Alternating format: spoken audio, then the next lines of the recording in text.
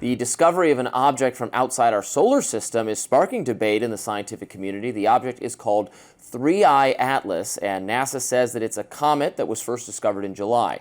It's currently passing through our solar system, reaching a point about 130 million miles from the sun, and it's just the third interstellar object ever discovered in our solar system.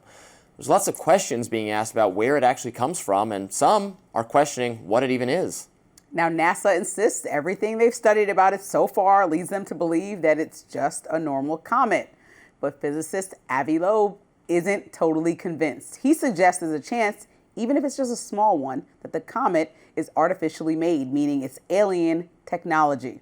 In a series of essays, Loeb has cited anomalies with the comet that he says support the argument of the 3I Atlas being sent to our solar system intentionally, and that, of course, raises questions about who sent it, what their intentions are.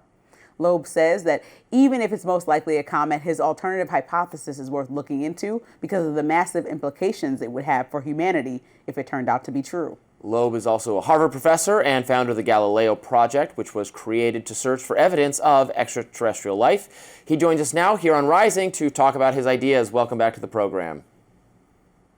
Thanks for having me. Of course. Let's begin by maybe you could describe the characteristics of this object. Are we talking about a very large object, a very small object, what its physical components are? Do we know anything about that? Fill us in.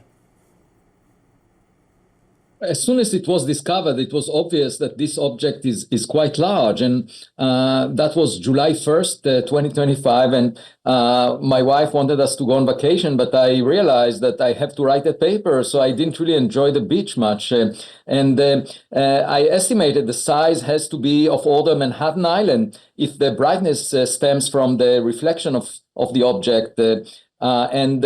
Turns out that there is a lower limit on its size, which is about 5 kilometers, and the mass is at least 30 billion tons, based on the fact that it maintains course so far, despite the fact that it's losing 150 kilograms per second.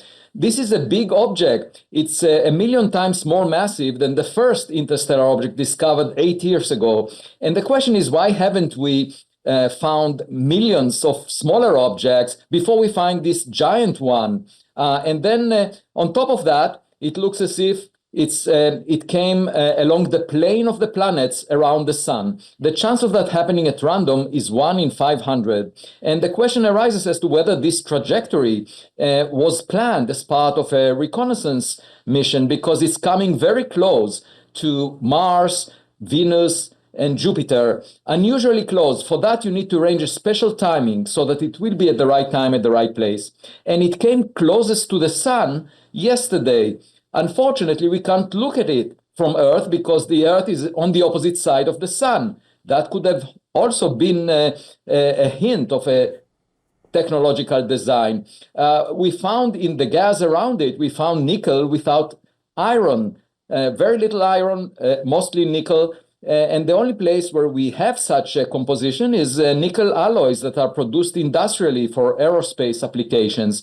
And there was a jet coming from this object, a glow that extended towards the sun during July and August. We don't see that around comets. This is an anti-tail. Usually we see dust and gas which are pushed away from the sun as a result of the solar radiation pressure or the solar wind. Now, yesterday, the first report about what it's doing closest to the sun came out. These are instruments that are capable of looking very close to the sun. And it was realized that, in fact, the object is brightening. It becomes very bright right now as it comes close to the sun, and it's turning blue. And the color blue is very surprising because if there is any dust shed off a natural nucleus of a comet, the dust would make it red. And usually the surface of the object is at least an order of magnitude cooler than the surface of the sun. But what the new data indicates is that the object is bluer than the sun. How is that possible?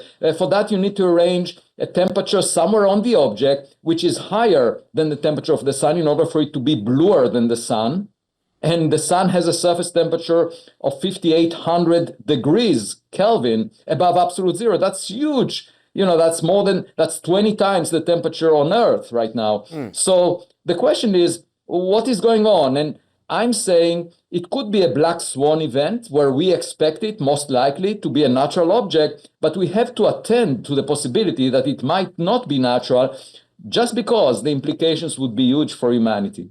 Now, Avi, I'm not going to lie. I was a little bit freaked out when I first read this news. I'm like, 3AI, what's a 3I Atlas? But now that I want to understand, people could see you and know that you are a smart man. We're not talking about somebody on X who just pointed out some random conspiracy theory. You're teaching at Harvard. Explain why you're not getting the response that you're looking for from professionals and other leaders like NASA team to really look into this. What's the issue?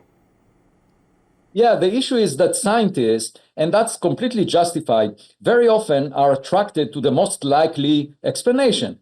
That's what establishes them as experts. Experts are relying on past knowledge. But here we have a blind date with an interstellar visitor, and it's a blind date of a type that we've never had before. So relying on past knowledge is not a good practice. But more importantly, usually, if you look at an exploding star at the edge of the universe, it has no implications for society. So it's better not to take risks and say, oh, that's an exploding star of a type that we understand. However, in a case where you have a visitor to your backyard, the visitor might enter through your front door. That's a situation where there is an important threat to humanity, and therefore even low probability events have to be taken seriously. That's something that the scientific community, including NASA, does not necessarily understand. Now, NASA does understand the fact that there could be rocks that come close to Earth, and we know that the dinosaurs were killed 66 million years ago by a giant rock the size of Manhattan Island. We know that, and therefore NASA has a plan to discover near-Earth objects that could pose a threat to us if they are rocks. But NASA did not think as of yet about the possibility that an object which has some technology in it might be in the sky, even though NASA itself launched a lot of technological objects into the sky. And I'm just saying NASA is not the most accomplished space agency in the Milky Way galaxy since the Big Bang, 13.8 billion years ago. We better recognize that. It would be arrogant to claim that NASA is the only agency polluting space with technological objects. So if there was another NASA-like agency around an exoplanet billions of years ago, simply because the parent star formed billions of years before the sun, we know most of the stars formed before the sun. The sun just is a late star that formed just in the last 1/3 of cosmic history. The point is that their gadgets could have arrived at our backyard by now, because even Voyager takes less than 1 billion years to cross the entire Milky Way galaxy. And that's enough time for gadgets from other civilizations to have reached us. So we should be open-minded when we see new objects that are anomalous. Unfortunately, most scientists do not take risks. I'm saying, well, it's fine not to take risks, except when you deal with an implication to humanity or society. We have to consider these possibilities, and we have to collect as much data as possible. That's my point. If it turns out to be a natural object, which it may very well be, so be it. What could be the worst case scenario? That we know much more about it.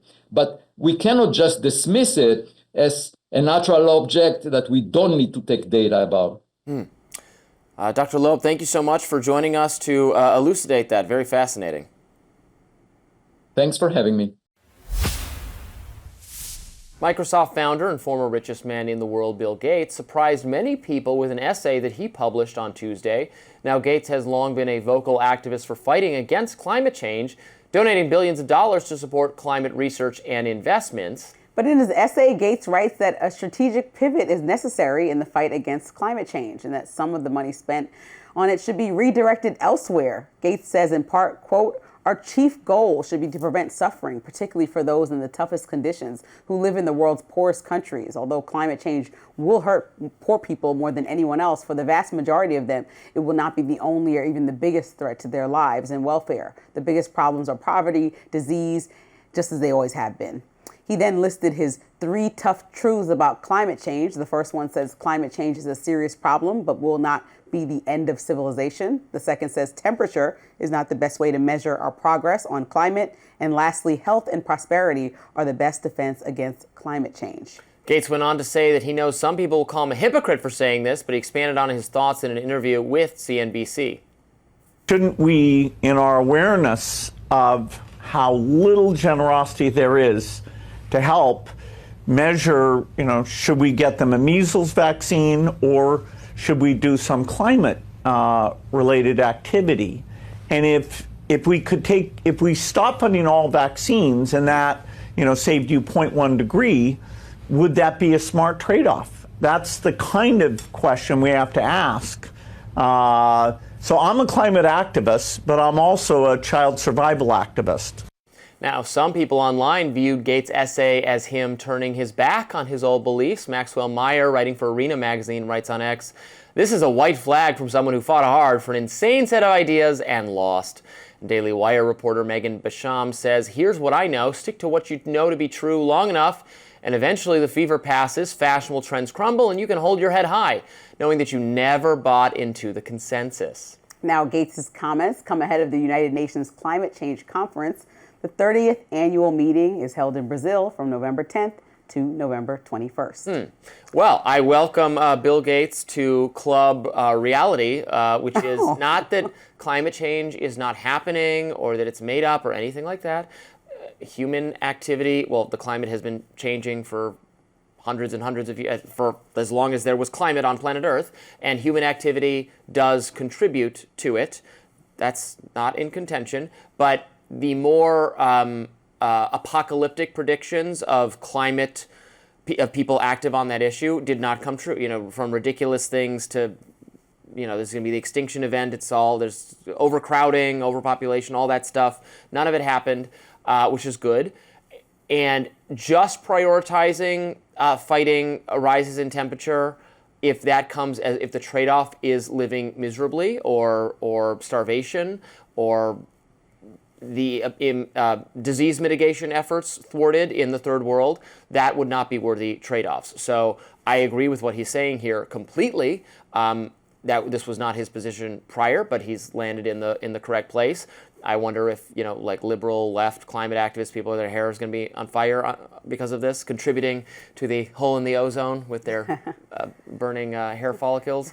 But this is what people I've listened to, Michael Schellenberger, and who's been a guest on our program multiple times, what he's been saying for years. So welcome to the team. Well, I am, for one, not a hysterical climate activist. I do think what Bill Gates was saying is that climate change does matter, but maybe the way that we talk about it is causing more harm than good, right, and even to the poorest people. I would look at it this way. Instead of the climate activists, who I believe have good intentions, feeling like Bill Gates is now undercutting them, because I'm not sure they do have good intentions. Well, I think that I like to believe glass half full. Soup at paintings. Okay. Fine. Those people. We can talk about the worst type of protesters. Every time. And then we can talk about an overall movement. The temperature got 10 degrees higher, okay? That's what it makes me want to do when they throw soup at paintings. Instead of climate activists feeling like he's trying to undercut them, since he did describe himself still as a climate activist, maybe this could finally be a bridge to have a conversation with people that are in power on both sides of the aisle, that think that maybe the hysterics weren't necessary, but the conversation still is, to figure out a real way to have less dramatic conversations about solutions. It doesn't have to be number one on the list. I think he's acknowledging that, but it needs to be on the list. And so that's where to start, instead of being like, oh my gosh, the roof is on fire, we have to do something right now, the world's going to end. Like, that was never a good starting point, because some people were looking at today and right now and saying, yes, it's hysterical. And I told you I'm not hysterical. I do think that he's trying to take a more of a pragmatic angle, which also will lead to hopefully future real solutions. We should be mindful of our environment. I don't think it's a bad thing that people, the hysterical part you could do away with. Well, we should all be mindful and treat our environment better, right? You talk about how the economy and the government and the money we spend will be a terrible situation for our kids. Well, guess what? If they don't have an earth to live in because we trash it, then that's also not going to be great for them too. So we could all do better with that, right? Stop littering, stop doing those things, maybe stop using the canned spray. Yeah, stop littering. Yeah, we can all do better. We don't want to live in filth and squalor anyway. So yeah, so we can all just take care of our regardless of the impact. I don't think you can say that's a bad mission to say that people who cared about the climate and how that contributes to the deterioration of the world are bad people. That's not a bad intention. They're caring about the things out there. Now, the hysterical part, I'll agree with you, but I'll never like bash a climate activist just because they want to make our world better. I'll bash them. But why? I will bash why? them. I don't think Greta Bill Gates Thunberg, those types of... I like her a lot. Oh, she's... When you were her age, what were you doing, Robbie? That's a noble young girl. I don't know, I was in school. Exactly. Well, she's doing something noble. She's fighting for what she believes in, okay? I don't think she needs to go back to school. I think she's doing... I think she's dumb, but that's fine. Dumb? That's like such strong language for a young girl who's inspiring millions. I don't have to, oh, she's inspired. I don't have to agree with her. But dumb? She's a young girl who's fighting for what she believes in. Why is that dumb? She doesn't know what she's talking about. She is exactly the kind of hysterical, anti-progress human being I'm describing, because the best way, here's the policy, the best way to mitigate the harms of climate change is improved technological innovation, which requires energy use and requires capitalism to be unleashed. It requires us to free the inventive, productive sectors of the economy to find new and innovative ways to produce energy more efficiently and more cheaply. And that requires less government regulation, less subsidies for existing sources of energy. It just requires getting governments out of the way, and that's not the set of policies that progressive activist type people ever favor. Like Bill Gates. Like Greta Thunberg. Okay, but yeah. Maybe Bill Gates is open to that conversation, which is a great thing. That to me, that's a good thing. I also think, he's calling for a little bit of balance. He's calling for innovation. I mean, this is one of the most innovative guys in our history. Nuclear power plants was a huge mistake because nuclear power, I know we all, Chernobyl, nuclear power is safe Chernobyl wasn't small. and clean compared to fossil fuels. So you should move from fossil fuels to nuclear, and then when possible, when it's economically productive to do so, to wind and solar and whatever else. Fine, but you can't force that. You can't just say, "Oh, we banished coal." And especially, I agree with you, and especially if that money is taking away from helping some of the poorest in our world to accomplish missions of solar power in the U.S. or elsewhere to make our climate more that's not effective, right? If the world's suffering on behalf of getting more solar panels, we got to figure out how to keep people Also, alive. people make ridiculous claims. Like every time now there's a hurricane or an earthquake or whatever, people say, "Oh, see what climate change is getting causing so warm out." severe weather. Well, hurricane is caused by the warmth, I believe. No, there's no statistical correlation. The water is between warm. Changing climate change and more severe weather events. Fewer people die in advanced countries from severe weather events than ever before. Because even though we've warmed the temperature ever so slightly or warmed the waters ever so slightly, we've built more reinforced buildings because of the that's what Bill Gates. So what about the poor people then? Well, so we need to make available to them the same kind of developments, and that takes... That's maybe more precedence over Exactly. climate change. Exactly. So we can mitigate the harm. Hopefully Bill Gates comes to the table and has more of these conversations. Real-time host Bill Maher once again calling out New York mayoral candidate Zohran Mamdani. Maher was speaking with former White House Communications Director Kate Bedingfield and brought up the topic of Mamdani's Ugandan citizenship. Here's what Maher had to say. I mean, the issue now that Andrew Cuomo is bringing up in New York is that he is a Ugandan citizen. Uganda is a country where they kill homosexuals. So somebody who is a dual citizen can't be mayor of New York, or? I would renounce, if I was the dual citizen with a country whose policy, government policy, was we kill homosexuals, I would renounce that citizenship. Mamdani was born in Uganda, but his family moved to South Africa when he was 5 and then to New York when he was 7. He does maintain dual citizenship with Uganda, a country that is considered by many to be one of the most hostile in the world for homosexuals. But Mamdani has been a vocal supporter of LGBTQ rights throughout his campaign. Maher also brought up a controversial meeting that Mamdani had last week with Imam Siraj Wahhaj, a Muslim leader whom prosecutors have alleged was connected to the 1993 World Trade Center bombings. Maher said he's not sure if Mamdani winning next week's election will be a good look for the Democratic Party. He also defended Andrew Cuomo, who recently chuckled when a conservative radio host said that Mamdani would cheer a September 11th style attack happening again today. That drew criticism from some, including former Transportation Secretary Pete Buttigieg. In an appearance on CNN, Buttigieg endorsed Mamdani and had this to say. I think he has the capacity to be a great mayor. I think right now has been taking a lot of steps that are not just about winning, but about trying to bring people together, which is something that I think a lot of people didn't see in him or expect from him earlier on in the campaign. So he hasn't asked me for an endorsement. I don't think he needs me in order to win, but I think it's a really important and exciting race to watch. So you've been more impressed by him than by Andrew Cuomo? I mean, Andrew Cuomo has disqualified himself in so many ways, including morally. And that's just one of many reasons why I think so many New Yorkers are going to vote for Mamdani. As for Bill Maher's comments, they didn't go over very well with many on the left. Democratic strategist Liz Smith writes the, quote, lack of understanding about Uganda, Uganda's history and its people and different cultures of all of this is insane.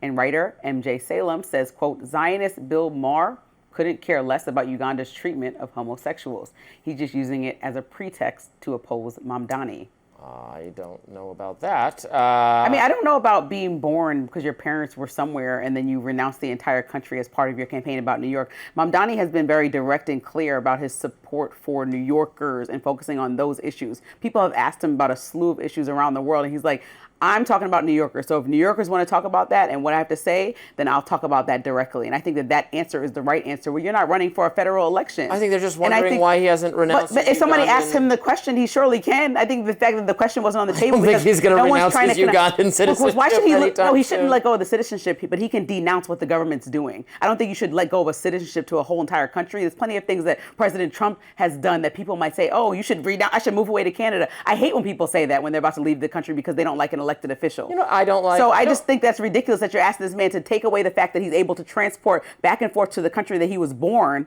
because of their policies over there. You can denounce them all day. That doesn't mean you have to relinquish your citizenship. I don't need him to somewhere denounce them all day. I just need him. He can denounce them. Once. Yeah, he should denounce them. But I said he's never been asked the question from what I understand. So Bill Maher's bringing it up. Have him on the show and ask him the question. I'm sure he would easily, I would like to see him because of his denounce the views of LGBTQ policy push, that he would easily denounce what Uganda and how it feels on homosexuality. I don't know. But let go of your citizenship is extreme. That doesn't seem like that. All I have seen Mamdani say about the LGBTQ community is that abolishing the police would be good for them. Remember his tweet, we must abolish the police for queer justice.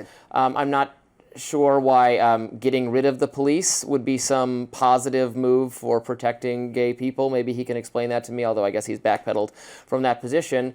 I would like to see him denounce, more so than the nation of Uganda, remarks by his father, which were circulating on social media over the weekend. His father saying that America is just the worst country ever. Abraham Lincoln is responsible for Nazism. The Nazis were inspired by Lincoln.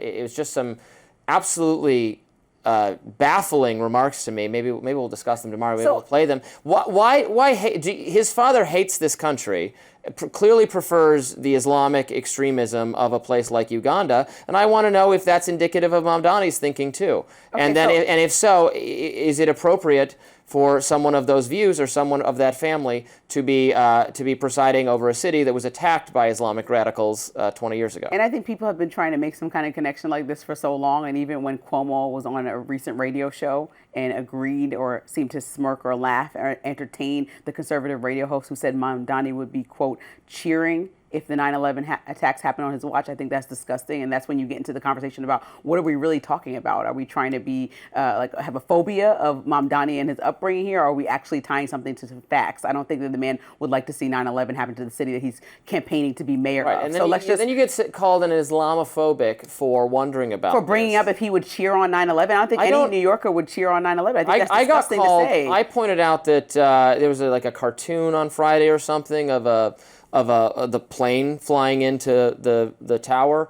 but it was not. It said the plane said Mamdani and socialism on it. It had the sickle. It was red, and Mehdi Hassan was saying, "Oh, this is Islamophobia." Anyway, Islam is a set of beliefs. It's not a race.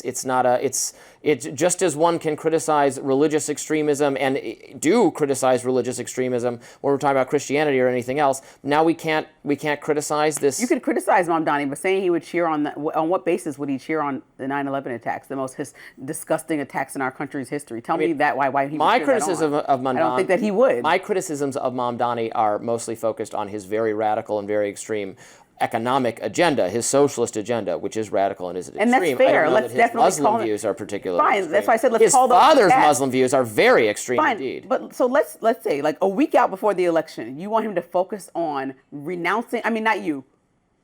Bill Maher wants him to focus on renouncing his citizenship of Uganda. He wants him to focus on perhaps what his father may have said, even though he's the one running. You want him to focus on all these things when Sliwa is not even have a chance. Cuomo is dragging way behind him, but you want him to focus on all this negative stuff rather than his policies. I think there's a split in the Democratic Party right now because only a Democrat is winning in New York. So Sliwa's just there like for show. So whatever. That's He's what's going to happening win. right I'm now. not denying that he's going to win. He's so going to win. So why would you spend? Is that smart to you?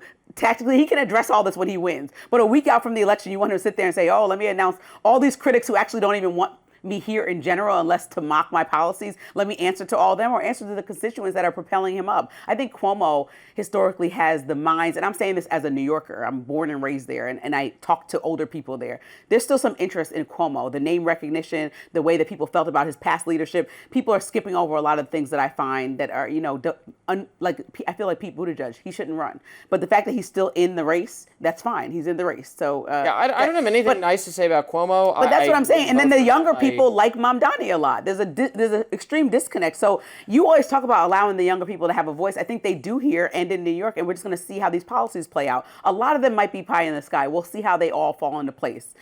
But I do think that people are ready for something new and some change. I don't consider and they should allow it to 52% to be pie in the sky. I consider it to pie in the sky, like nepotism. to create funding for new moms and housing. Oh my Like God. this is what That's emotional blackmail. this is what he's campaigning on. So I'd like to see it as a mom who's sort of new. I don't live in New York, but I'd like to see how it plays out for moms over there. And then we could campaign for that same thing to happen in DC. And recognize that the most important city in the country, one of the most important cities in the world, is about to elect someone, a person of very little experience running anything, let alone this powerful, vast city, someone of a very, very, very extreme social and economic policies, a policy of socialism that fails everywhere it has tried, that results in the great impoverishing, someone who not once, not twice, but like 20 times tweeted that he wants to defund or abolish the police, and someone who himself does not manifest any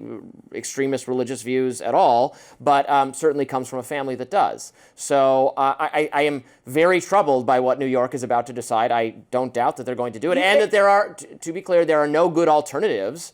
So fine, It is what it is. but it is what it is. And but also I have the right to express grave concern about it. Well, this is what I say. If you feel so gravely concerned, you know what? It's the same thing I told the people that had grave concern about President Trump being president again. Mm-hmm. We're going to live. We're going to survive. It's not the end of times. It's not the worst of times. We're going to see how this couple years goes and then move forward. Now, from what we understood, people who were saying, and harsh critics of President Trump and all his ideas about immigration and how farmers, business owners, and people in communities are responding, how people said about the way that he wants to hold up tax breaks for rich people over all other things and why we had this big, ugly bill. Mm-hmm. Many things that we could have called out in the beginning, the way that he wanted to attack DEI programs, and don't even start this conversation about DEI because we're not going down this rabbit hole. But the way that he wanted to do all these things, we could have called this. But guess what? It's not the end of times. And so Mamdani can run New York, and y'all going to have to get over it, okay? You can't win them all.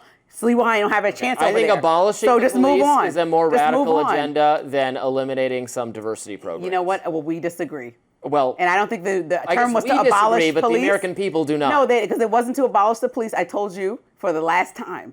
Defunding the police meant allocating resources to other professionals within community policing and not just providing all the money to police officers that are trained to shoot first and ask questions later, which we've seen in many body cam situations. Well, they've too many times for people of color that was happening around the times that we saw multiple people being killed by police. You're talking about a handful of incidents. Which is too much. It's too much. It's not a bad apple when a police kills a person. They shouldn't be killing an innocent person. But more people will die if there's no police resources. No, I didn't say no. That's why I said it's not about no police. It's like, how do you respond to somebody having Well, tell him it's not about no police, because that's what he tweeted. Well, if I get a chance to sit down with Mamdani, I will. But now, people are allowed to change and develop their stances like President Trump has multiple times, right? He's allowed to massage and figure out where he stands today. So allow Mamdani the room to do the same thing. What? He's tweeted some of these things as recently as 3 years ago. Okay, President Trump was president couple years ago. Yeah, and what now has Trump changed his mind about over the course of the last 8 years? Has he changed his mind? You say that he's opposed to multiple things of the Republican Party historically. But he's been tariffs. He's been for tariffs since the 80s. Well, he doesn't change his mind. Well, the party about must that. have been changing their mind because they're seeing what's going No, on. he changed the party's mind. No, I think the party just agreeing to agree so they could keep power, right? Knowing what the play is after President Trump. Yeah, but that's not an example leaves. of Trump changing his mind. That's an example of Trump moving the Republican Okay, well, Party let's say in it's an his easy direction. one that he changed his mind about Epstein. Him and his whole crew changed their mind about how serious it was and releasing the files. Changed his mind about that Yes, I'm either. still talking about Epstein. He changed said his it was mind. not important. Pam He Bondi said he changed was her asking- mind. Cash Patel changed her mind. That's my easiest. You rolled me. You finger rolled me into that one. Yes, he changed his mind. That's not Trump changing his mind. He made them. He said this is a hoax now. That's changing your mind. It wasn't a hoax a year ago. From the start, he didn't care He about didn't this. say that it was a not hoax. Now important. he's saying that it's a He hoax. said if Hoax there means was- a lie. Hoax means a trick. Hoax means fake.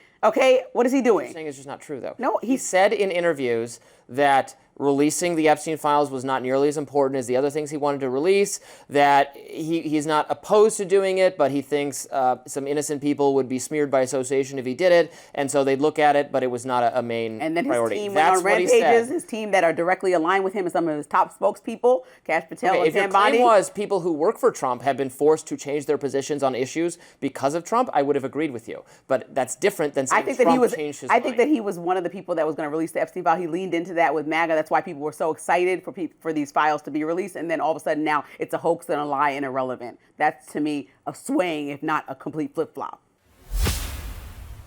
The Republican-led House Oversight Committee has released its report detailing its findings on Joe Biden's use of an autopen during his presidency. The use of an autopen to replicate signatures is not unusual for a president, but the scathing report alleges that Biden's top aides used it to facilitate executive actions without his knowledge. Now, the leaders of the report are asking Attorney General Pam Bondi to open a full investigation into the matter. And they say all executive actions signed with the autopen should be deemed invalid, including pardons.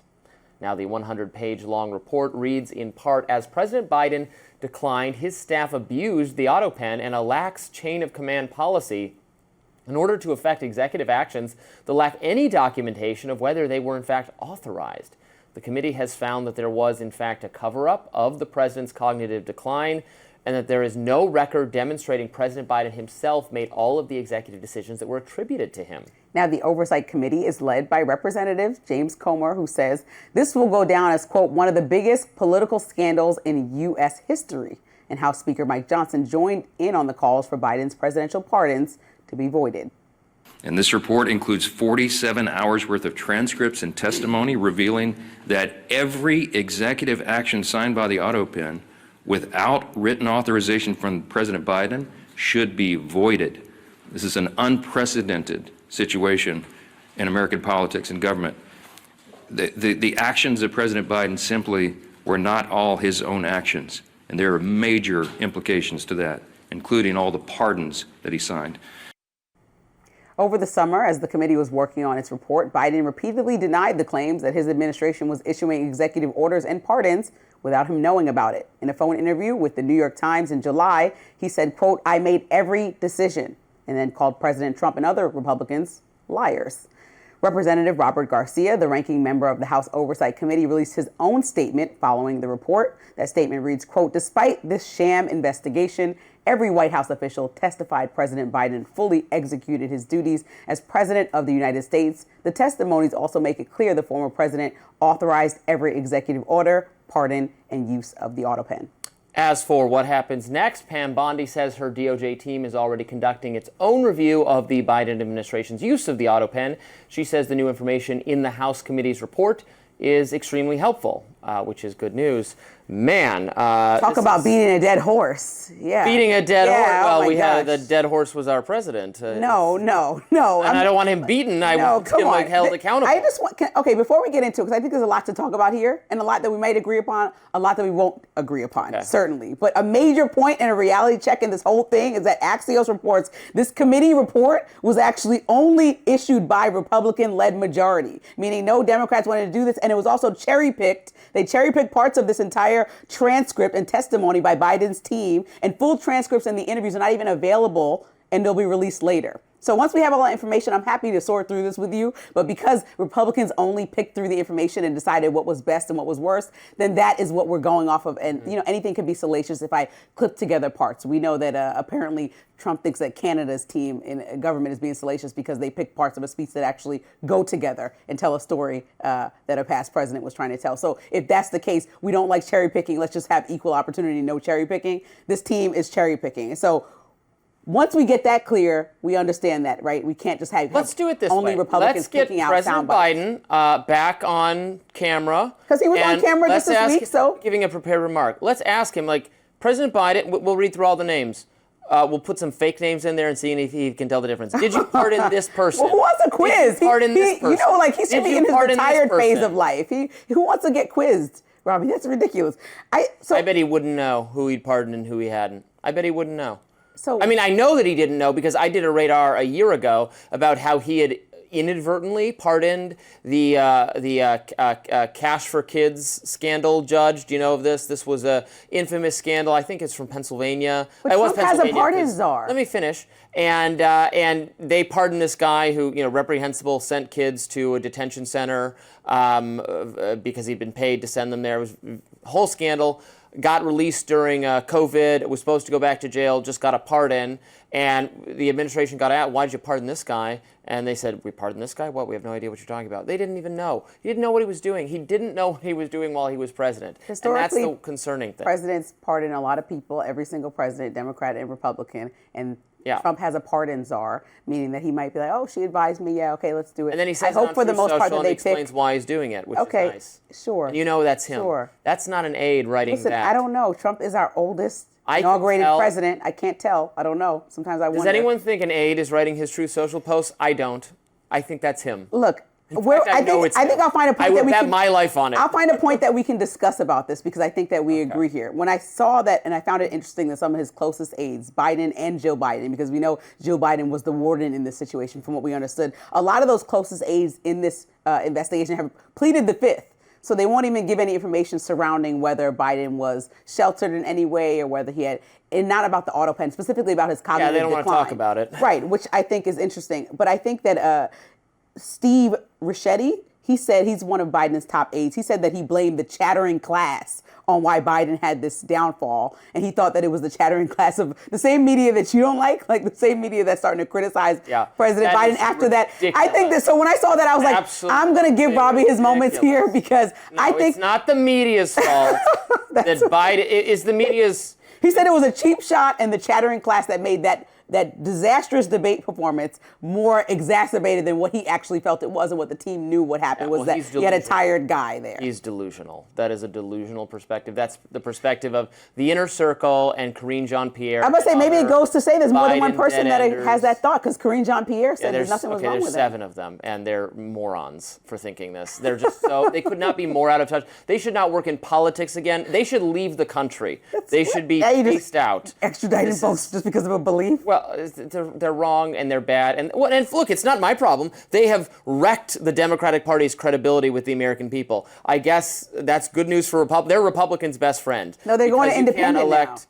Going independent. Or maybe they should go to your party. They should go away. We don't want them. We don't want them. You can't speak for the whole party. I'm speaking right now for everyone with an independent bone in their body. We don't want these people who are more loyal to Joe Biden than to the country. They were loyal to a man when they should have been loyal to principles and to our country and to our system of governance, and they failed. And the pardons, look, the reasons the pardons matter is because Hunter Biden was pardoned. Dr. Fauci was pardoned. You don't think he was aware that he pardoned his own son? I think he was probably aware. Okay, come on now. So thank you. Although, may I have your hand? So this is you've got the pen. This is Jill Biden going, yes. Well, I'm a mom. Yes. Let me tell you something. I'm pardoning my son, and I would bet my life on the fact that President Trump would pardon any of his children, and he would probably do it midterm. He wouldn't even have the nerve to wait till the end and step out of office like Biden did. He was trying to say, no, I won't do it, and then waited till he leaves so the criticism could die away. President Trump would do it the same day that his son got The one arrested. I care about the most is the Fauci pardon, because there is credible evidence brought forth that Dr. Fauci let me finish, was the foremost advocate of gain-of-function research being conducted in unsafe lab conditions in China. This research was paused by Barack Obama. President Obama issued an order to stop doing this research. They kept doing it anyway. Dr. Fauci personally signed off on funding for this research. This research is plausibly linked to the origins of the pandemic. Again, contrary to what Barack Obama ordered at the time. This is very necessary in my mind to investigate and get to the bottom of whether that was the origins of COVID, whether it was our own doing. Not, they're blaming cultural practices of Chinese people. Oh, Chinese people eat bat, that's why it happened. This is our research we paid for. That is important to find out so we don't do it again. And that investigation was foreclosed by this pardon. And that was you said some key words there. Very necessary to get to the bottom of whether that's the root cause. Yeah. And so once we do that, President Trump would try to get Fauci in jail and then figure it out later. We need to figure that out first and then not attack. We can't even Fauci. figure it out now. Former California Governor Arnold Schwarzenegger is blasting the gerrymandering wars and urging California to reject Proposition 50, which is an initiative to redraw congressional district maps. Now, Prop 50 aims to add more Democratic seats for California, much like how Texas initiative is doing the same for Republicans. The 7-time Mr. Olympia winner appeared on CNN with Jake Tapper, where he expressed sadness at the partisan battle. Let's take a listen. There's this war going on all over the United States. Who can out-cheat the other one? You know, Texas started it. They did something terribly wrong. And then all of a sudden California says, well, then we have to do something terribly wrong. And then now other states are jumping in. And now this is spreading like wildfire all over the country. And it saddens me to see that we're going in the opposite direction rather than having an independent commission draw the district lines. Schwarzenegger did push back on the notion, however, that the Republican Party was the ones to blame and that they started all of this. Let's watch. No, Jake. There has been gerrymandering going on for 200 years. There is such extreme gerrymandering going on that in a state like Massachusetts, that has like 40% of the people voting for Trump, they have 0 representatives. The Republican Party has 0 representatives sent to the House. Think about that. In New Mexico, 45% of the people voted for Trump and vote Republican, and 0 is sent to the House. 0 representatives from the Republican Party.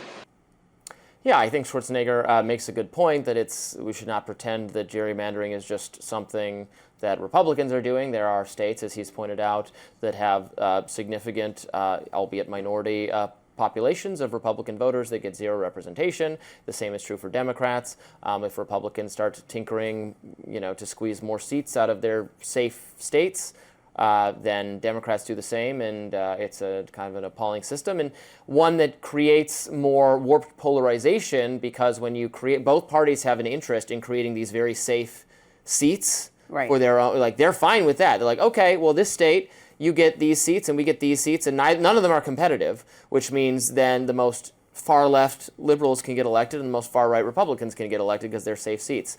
And increasingly, and both parties have an incentive to do this, and I think it's a terrible system, but there's not much hope for fixing very broken systems in our system, unfortunately, because the system overall is a broken one. And I'm not a fan of gerrymandering. I think that the American no public, one's a fan. Yeah, obviously people in Texas people in power are fans of it. But no one in voters. Well, I guess this is my biggest thing. So in an ideal world, Texas did start this, in my opinion. We're not talking about history and how Massachusetts became the way. We're talking about this year. Texas started this. Newsom responded. Right now. Yes, we're talking about under the Trump administration. What's going on right now? History does not exist. No, history can exist. Right, we're talking about right now. I'm not a fan of gerrymandering. It all happens. Yeah. Historically on both sides of the aisle. Texas started this recently. Now, so it's California's fault. No, you can't. This happened this year. Okay. Because Newsom is responding by calling this an election rigging response act. And the difference between what Newsom is doing and what's happening in Texas is that on November 4th, Gavin Newsom is giving people the option. He's saying, listen, you guys go during this special election season. There's going to be many local elections, and you go to the polls and let me know if you want to do this. Now, if the majority of California people that are voting in these local elections go to the poll and say, yes, we would like to change the seats in our state, then what's the issue? He's actually asking the people. You said like most Americans don't feel that way. Well, Texas will just never know. But in California, we will know on November 4th, and I'm excited to know. And that's the biggest difference. Even though I don't like gerrymandering, I think that if you're going to do it, Gavin Newsom did it the right way. Wow, what a hero.